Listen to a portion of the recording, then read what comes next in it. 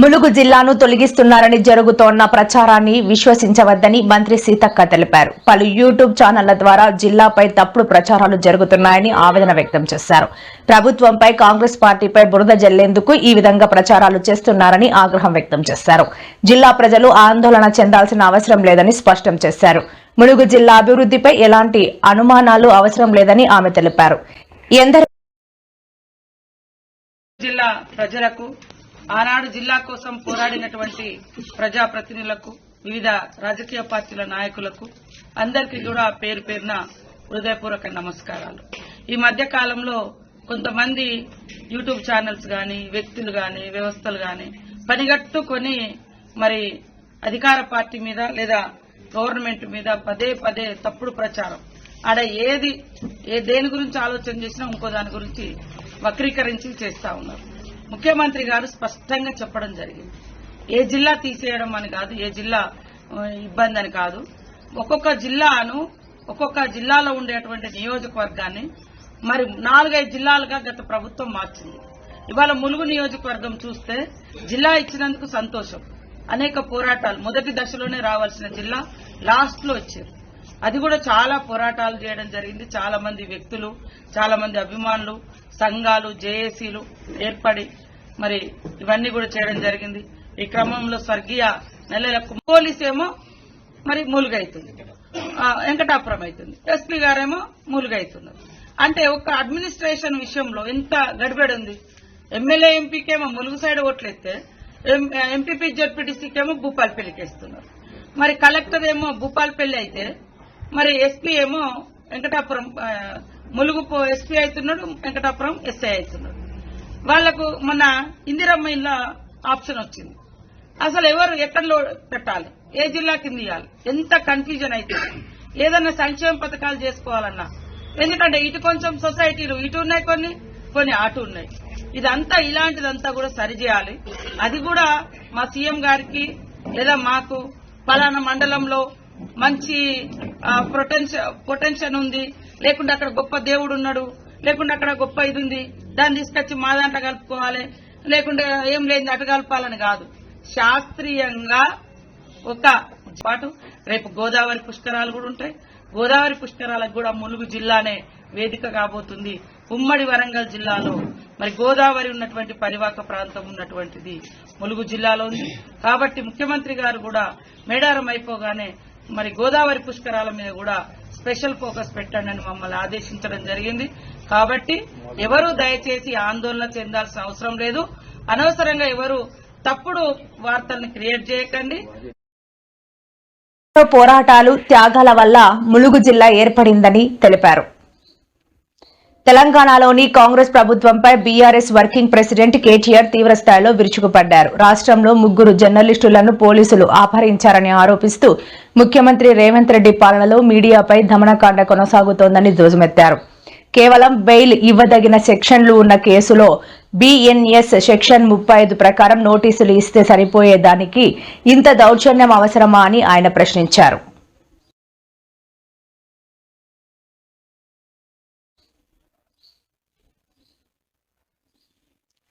Arrest చేసిన జర్నలిస్టులను వెంటనే విడుదల చేయాలని మాజీ మంత్రి ఎమ్మెల్యే తన్నీరు హరీష్ రావు డిమాండ్ చేశారు. జర్నలిస్టుల అక్రమ అరెస్టుల విషయంలో డీజీపీతో ఎమ్మెల్యే హరీష్ రావు మాట్లాడారు. పండుగ పూట కోర్టు సెలవులు ఉన్న సమయంలో ఎయిర్పోర్టులో జర్నలిస్టును అరెస్ట్ చేయడం పట్ల అసహనం వ్యక్తం చేశారు. జర్నలిస్టులు టెర్రరిస్టుల అర్ధరాత్రి జర్నలిస్టుల ఇండ్లకు వెళ్లి అరెస్ట్ చేయడం ఏంటి అని ప్రశ్నించారు. అరెస్టు చేసేందుకు న్యాయమైన నిబంధనలు పాటించాలని హరీష్ రావు అన్నారు. టీవీ భుజం మీద తుపాకు పెట్టి మొత్తం మీడియాను భయభ్రాంతులకు గురి చేస్తున్నారు.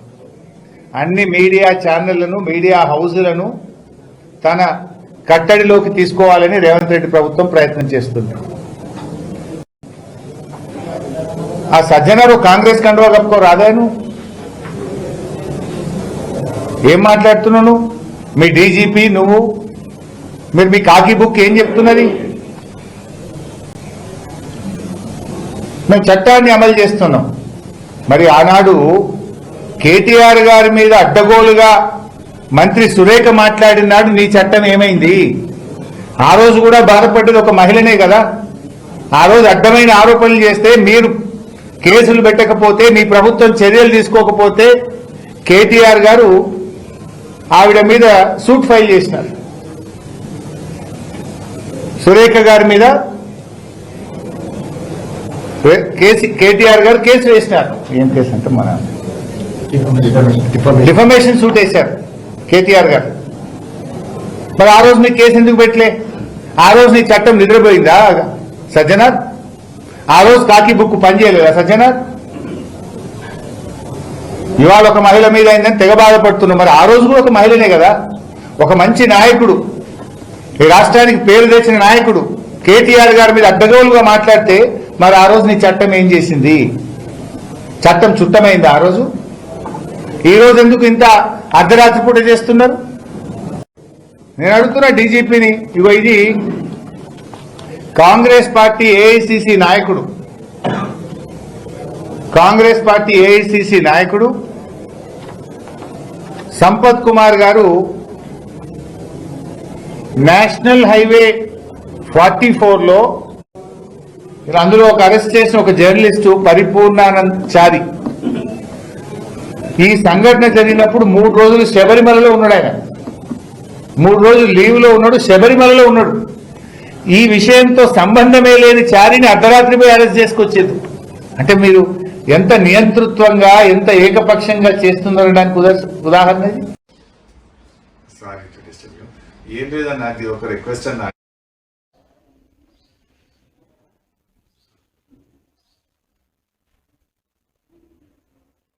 మహిళా ఐఏఎస్ పై ఎలాంటి ఆధారాలు లేకుండా కథనాలు ప్రసారం చేశారనే కేసులో ఎన్టీవీ రిపోర్టర్లను అదుపులోకి తీసుకున్నామని సిటీ సిపి సజ్జనార్ వెల్లడించారు. ఈ కేసు ఇన్వెస్టిగేషన్ కు సహకరించకుండా రాత్రికి రాత్రే దేశం విడిచి పారిపోయే ప్రయత్నం చేస్తుంటే తాము అదుపులోకి తీసుకున్నామన్నారు. ఇవాళ హైదరాబాద్ లో మీడియాతో మాట్లాడిన సజ్జనార్ రిపోర్టర్స్ నుంచి అన్ని వివరాలు సేకరిస్తున్నామన్నారు. సిట్ అంటేనే దర్యాప్తు అని, ఇంకా నోటీసులు ఎందుకు ఇవ్వాలి అని ప్రశ్నించారు. ఎక్కడికి వెళ్లినా పట్టుకు వచ్చి చట్టం ముందు ప్రవేశపెడతామన్నారు. ఎందుకు కావాల్సిన వాళ్ళు కాదా? మనం పిలిపిస్తే రావాలి కదా. వాళ్ళు కాకుండా ఈరోజు ఒక మీ రిపోర్టరు మనము ఎట్లా పోవడానికి, రాత్రి పోవడానికి ప్రయత్నం చేశారు. ఏ ఆధార్ పైన పోతున్నారు? 5:30 టికెట్ బుక్ చేసి బ్యాంకాక్ పేరుతో వెళ్తున్నారు. కావాల్సింది ఆనే మనకు కోఆపరేట్ చేయాలి కాదనే, చేయకుండా ఎందుకు పారిపోతున్నారు? ఎందుకు పోతున్నారు? మనం అలాంటి ఉన్నప్పుడు ఆయన ఇంటికి పోయినప్పుడు వాళ్ళు ఎందుకు మనకు కావాల్సిన వాడు వస్తానని చెప్పి వెళ్ళిపోయారు. ఎక్కడికి వెళ్ళిపోయారు అని ఈ రోజు కూడా పతా లేదు. ఎందుకు? చట్టం ముందు రండి కదా, చట్టంని ఫేస్ చేయండి కదా, అధికారం ముందు రండి. ఇన్వెస్టిగేటింగ్ సహకరించండి. ఎందుకు పారిపోతున్నారు? ఏం కావాల్సింటే తీసుకొస్తారండి, చట్టంలో ఉంది. కావాల్సిందండి, నోటీస్ ఇస్తాను, రావాలి. వచ్చినప్పుడు మనకు పోతాను, ఇన్వెస్టిగేషన్ ఏం ఆధారం ఉంది దాని ప్రకారం చేస్తాను. మనం అదేం అట్లా ఏం లేదు, మనకు కావాల్సిన వాళ్ళు రావాలి, తీసుకొస్తాను. ఏముంది చట్టం?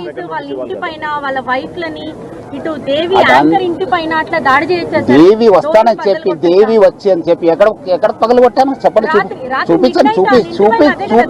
చూపించండి. వస్తానని చెప్పి సెల్ స్విచ్ ఆఫ్ చేసుకుని వెళ్ళిపోతే ఎట్లా? కావాలి కదా. మీరు కరెక్ట్ ఉంటే రండి, ఇన్వెస్టిగేషన్ కు సహకరించండి. మీరు తప్పు చేయకపోతే ఎందుకండి భయము? ఎందుకు భయము? మహిళా ఆఫీసర్ని ఇట్లా పరిస్తారా? ఏం ఆధారం ఉండదు మీ దగ్గర? వాళ్ళు ఎట్లా జీవించాలి? వాళ్ళ కుటుంబంలో ఎంత పరిస్థితి? ప్రాపర్ వేలో సిట్ వేశారు, అలా విచారణ చేయొచ్చు. కానీ వితౌట్ నోటీస్ సిట్ అంటేనే ఇన్వెస్టిగేషన్. సిట్ కంటే వేరే ఇన్వెస్టిగేషన్ కి సిట్ కి ఏం వేరే ఏం లేదు మేడం. సిట్ ఎందుకు వేయాలండి నోటీసు? మనకు కావాల్సిన వాళ్ళు పిలిపిస్తాను, ఎంక్వైరీ చేస్తాను, మీరు రండి. పిలిపించినట్లు రావాలి కదా. ఎందుకు పారిపోతున్నారు? ఏదో నేను బ్యాంకాక్ వెళ్తున్నాను సార్, నేను ఇప్పుడు మీ సిఇఓ గారు ఎక్కడ ఉన్నారండి? రావాలి కదా. చేస్తానండి, ఎక్కడైనా పోతే ఎక్కడున్నా పట్టుకొని వస్తాను, ఎక్కడుంటే పట్టుకొని వస్తాను. నేను చట్టం ముందు ప్రవేశపెడతాను, చట్టంలో చూసుకోండి మీరు.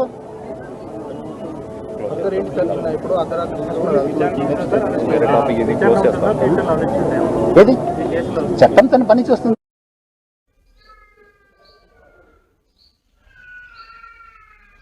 మహిళా ఐఏఎస్ అధికారి ప్రతిష్టకు భంగం కలిగించేలా ఇటీవల కథనాలు ప్రసారం చేయడంపై పలు న్యూస్ ఛానళ్లు సోషల్ మీడియా హ్యాండిల్స్ పై సిసిఎస్ లో కేసు నమోదైన విషయం తెలిసిందే. ఈ మొత్తం వ్యవహారంలో నిజాలు నిగ్గు తేల్చేందుకు సిపి సజ్జనార్ నేతృత్వంలో ప్రభుత్వం సిట్ ఏర్పాటు చేసింది. ఈ క్రమంలోనే కుటుంబంతో కలిసి విదేశాలకు వెళ్తున్న NTV input editor Donthu Ramesh ను హైదరాబాద్ శంషాబాద్ ఎయిర్పోర్టులో పోలీసులు అరెస్ట్ చేశారు. జర్నలిస్టులను అర్ధరాత్రి అరెస్ట్ చేయడం మంచి పద్ధతి కాదని, ఇది ప్రభుత్వానికి ఇబ్బందుకు వస్తున్నాయని, సిట్ అధికారులు సమన్వయం పాటించాలని టీపీసీసీ వర్కింగ్ ప్రెసిడెంట్ జగ్గారెడ్డి తెలిపారు.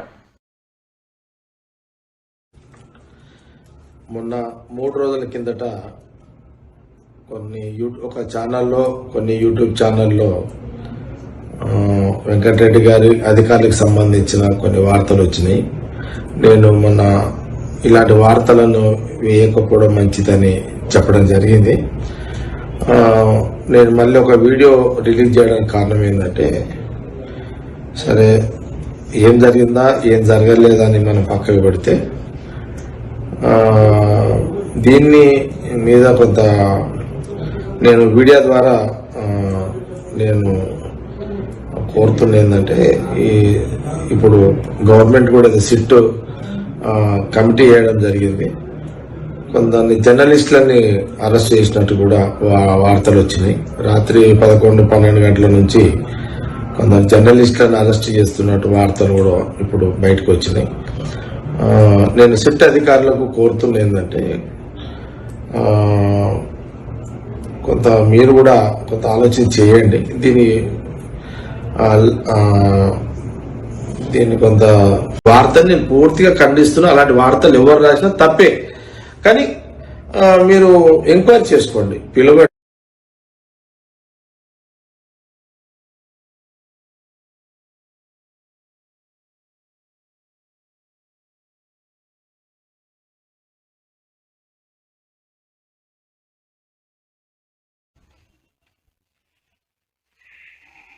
మంత్రి నారా లోకేష్ నిర్వహిస్తున్న ప్రజా దర్బార్ కార్యక్రమం 81వ రోజుకు చేరుకుంది. తిరుపతి జిల్లా చంద్రగిరి మండలం నారావారిపల్లెలోని తన నివాసంలో భోగి పండుగ రోజున ఆయన ప్రజా దర్బార్ నిర్వహించారు. పండుగ పూట ముఖ్యమంత్రి చంద్రబాబు, మంత్రి లోకేష్ ను కలిసేందుకు చుట్టుపక్కల గ్రామాల నుంచి ప్రజలు, తెలుగుదేశం పార్టీ కార్యకర్తలు భారీ సంఖ్యలో తరలివచ్చారు. అందిన ప్రతి వినతిని ఓపికగా పరిశీలించిన మంత్రి లోకేష్ సంబంధిత అధికారులతో మాట్లాడి ఆయా సమస్యల పరిష్కారానికి తన వంతు కృషి చేస్తానని వారికి భరోసా ఇచ్చారు.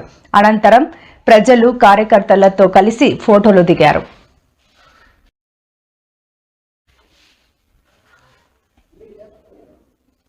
భోగి పండుగ సందర్భంగా ఏపీలోని జిల్లాలు కలకలలాడుతున్నాయి. తెల్లవారుజాము నుంచే భోగి మంటలతో గ్రామాలు, పట్టణాలు సందడిగా మారాయి. రంగురంగుల ముగ్గులు, గంగిరెద్దులు, హరిదాసుల కీర్తనలు, కోలాటాల స్వరాల మధ్య భోగి వేడుకలు సంబరాలు అంబరాన్నంటుతున్నాయి.